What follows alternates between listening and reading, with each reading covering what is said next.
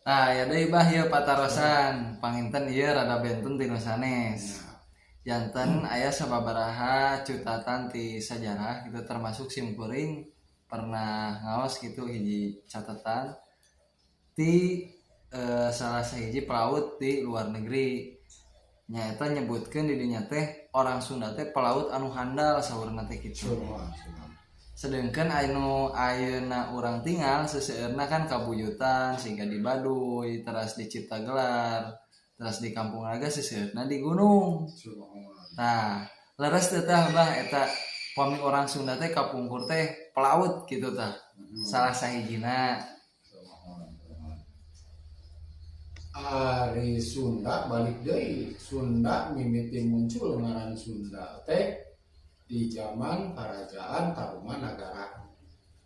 Muncul ngaran-ngaran Sunda teh di zaman kerajaan Tarumanagara. Dibawa ku orang Hindustan ngaran Sunda teh. Diterapkeun jadi ngaran Kerajaan. kota heula da ieu negara teh kota heula kitu nya. Jadi muncul tidinya ngaran Gunung Sunda, naon Sunda.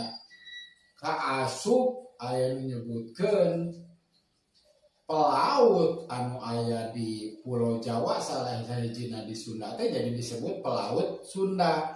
Mohon tah gitu. Lamun urang ningali kadinya sangan satu acan heula yeuh ari orang Jawa Barat baheula budaya teh memang budaya tani.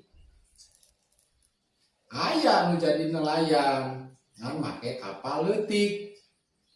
Tairaha muncul orang Sunda disebut jadi palaut nu ulung. Nah ieu ngawitanana ti datangna para imigran dianggapna malah anu dongkap di tanah Hindustan.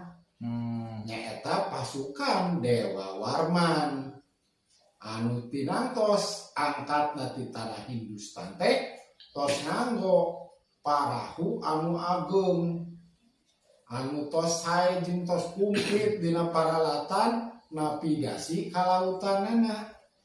Tah anjeunna kan ngabaur jeung manusa-manusa jeung jalmi-jalmi anu aya di tanah Jawa Barat. Tah tidinya ngawitan urang-urang Jawa Barat gitunya ngagunakeun parahu anu langkung ageng jeung langkung sae dina kalengkepanana kusabab